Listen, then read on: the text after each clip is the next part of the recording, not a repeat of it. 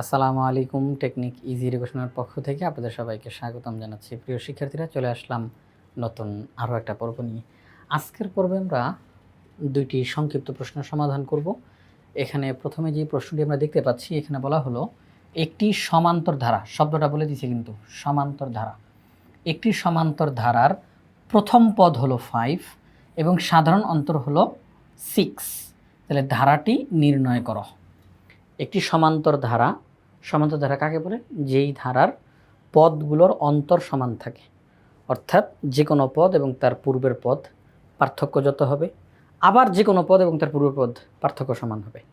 অর্থাৎ একটা পদ থেকে আরেকটা পদের মাঝখানে যতটুকু পার্থক্য, এই পার্থক্য বারে বারে বজায় থাকবে পুরো ধারাটার মধ্যে। এটা হচ্ছে সমান্তর ধারা। তো তার প্রথম পদ দেওয়া আছে 5, অর্থাৎ এ এর মান 5, সাধারণ অন্তর 6, অর্থাৎ ডি এর মান 6। তো সমান্তর ধারা যখন সবগুলো মান নির্দিষ্ট করে দেওয়া না থাকে, তখন আমরা সাধারণত সমান্তর ধারা বলতে এটাকে বুঝি প্রথম পদ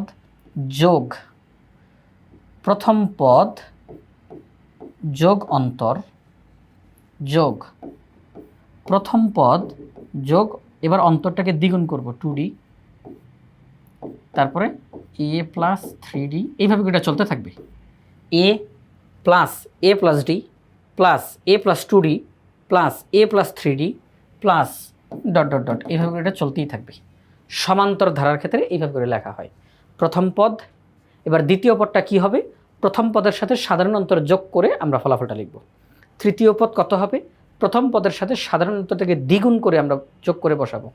তারপরে কি হবে? প্রথম পদের সাথে সাধারণ অন্তরটাকে 3 গুণ করে যোগ করে তারপরে আমরা বসাবো। অর্থাৎ যখন নির্দিষ্ট করে আমরা মান জানি না, তখন সমান্তর ধারাটা হচ্ছে a plus d plus a plus 2d plus a plus 3d plus ... এইভাবে এটা চলতেই থাকবে। তো সেই হিসেবে আমরা যদি এখন অঙ্কটার দিকে তাকাই, দেওয়া আছে সমান্তর ধারার প্রথম পদ a = 5, সাধারণ অন্তর d = 6। তাহলে সমান্তর ধারাটির প্রথম পদ তো জানি, তাহলে দ্বিতীয় পদ কত হবে? a প্লাস d, এইমাত্র আপনাদেরকে দেখিয়েছি a প্লাস d, তাহলে a এর মান 5, d এর মান 6, যোগ করে 11। তৃতীয় পদ কত হবে? a প্লাস 2d, তাহলে 5 প্লাস 2 ইন্টু 6, 2 ইন্টু 6, হ্যাঁ 2 ইন্টু 6 অর্থাৎ 6 × 12। তাহলে সেই হিসেবে রেজাল্ট কত আসে? 17। চতুর্থ পদ কত হবে? a প্লাস 3d, a মানে 5, d মানে 6, তাহলে 3 6 18, তাহলে 5 প্লাস 18, এই যে 5 প্লাস 18, 18 পাঁচ যোগ করলে 23 হয়। তাহলে আমরা দেখলাম প্রথম পদ 5, দ্বিতীয় পদ 11, তৃতীয় পদ 17, চতুর্থ পদ 23। তাহলে সেই হিসাবে আমরা কিন্তু চাইলে আরও পদ বের করতে পারি, এই জন্য এখানে আমরা ... চিহ্ন দিয়েছি যে আরও পদ নির্ণয় করা সম্ভব। তাহলে ধারাটি হলো 5 প্লাস 11 প্লাস 17 প্লাস 23 প্লাস ... এটা চলতেই থাকবে। তো এই হচ্ছে ধারা, যে সমান্তর ধারার প্রথম পদ 5 আর সাধারণ অন্তর 6, সেই ধারাটি হলো 5 প্লাস 11 প্লাস 17 প্লাস 23 প্লাস ... এবার আমরা পরবর্তী প্রশ্নের দিকে তাকাই।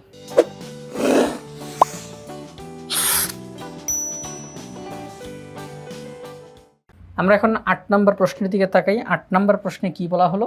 8 নম্বর প্রশ্নে বলা হলো একটি ধারার n-তম পদ হচ্ছে 2n-1। n-তম পদ হলো 2n-1। আমরা জানি সাধারণত n-তম পদ বলতে সাধারণ পদকে বোঝানো হয়। কি বোঝানো হয়? সাধারণ পদ। অর্থাৎ একটা ধারার যে কোনো পদ নির্ণয় করার জন্য আমরা এটাকে ব্যবহার করতে পারি।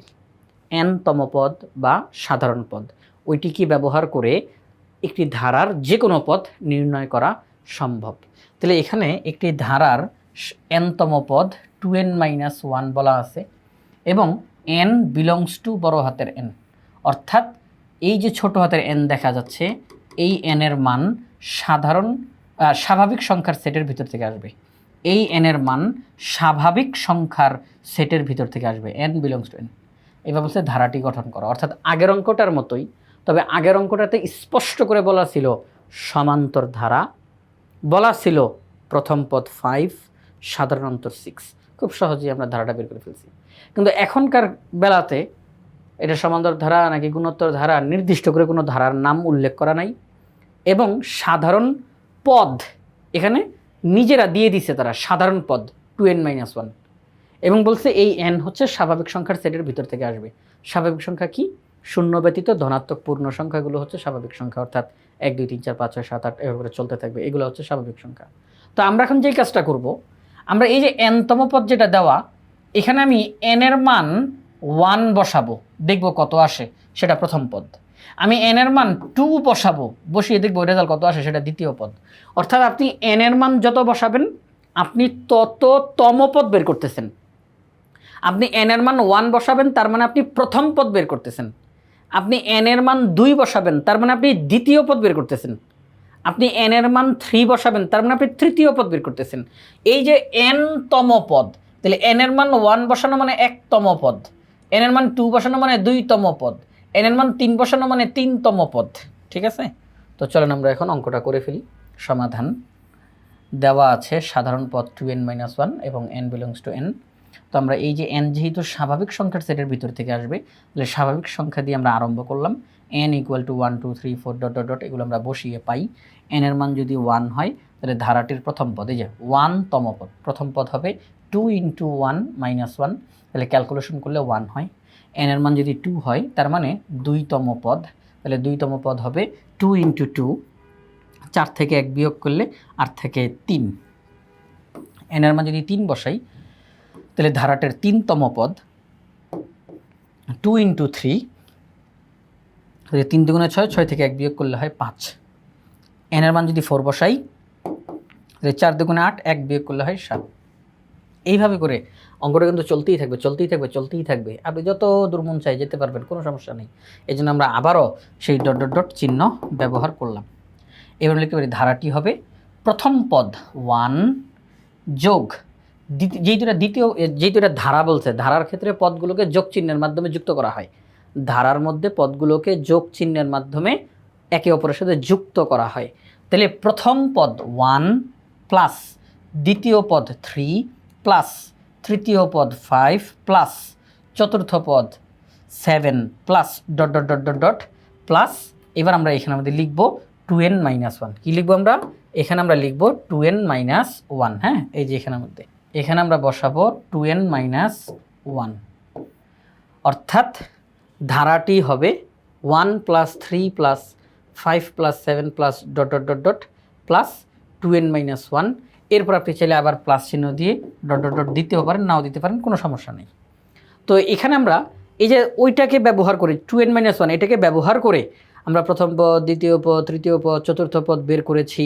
ওইটাকে ব্যবহার করে আমরা আরও অসংখ্য পদ বের করতে পারবো। তাহলে আমাদেরকে তারা বলছে ধারাটি গঠন করো। এই হচ্ছে সেই ধারা 1 + 3 + 5 + 7 plus dot dot dot plus 2n - 1 plus dot dot dot, অর্থাৎ এটা অসীম পর্যন্ত। কারণ আমরা তো জানি না, আমাদের তারা বলে এটাই যে 10টা পদ বের করো বা 20তম পদ বের করো, আমরা জানি না এটা কোথায় গিয়ে থামবে। এই জন্য এটা আমরা অসীম পর্যন্ত লিখে দিলাম। তো প্রিয় শিক্ষার্থীরা, এইভাবে করে যখন আমাদেরকে কোনো ধারা গঠন করতে বলবে, আমরা এই পদ্ধতিতে সেই প্রশ্নগুলোর সমাধান করতে পারবো।